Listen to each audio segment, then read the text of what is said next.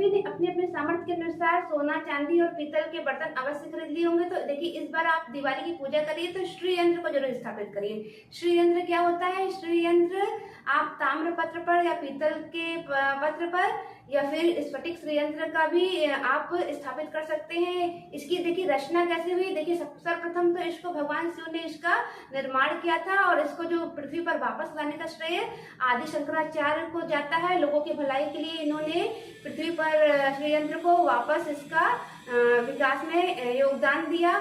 देखिए, श्री यंत्र की रचना हुई कैसे थी। देखिए, इसमें 9 कोण होते हैं, 5 नीचे की ओर, 4 ऊपर की ओर, 43 कोण अंदर होते हैं और इसके अंदर ब्रह्मांडीय ऊर्जा का समावेश होता है और माता लक्ष्मी का, स्वयं माता लक्ष्मी श्री यंत्र में निवास करती हैं। माता त्रिपुर सुंदरी का निवास स्थान माना जाता है। तो जहाँ श्री यंत्र रहता है वहाँ माता लक्ष्मी अवश्य आती हैं। तो इस बार श्री यंत्र की भी प्राण प्रतिष्ठा जरूर करिए।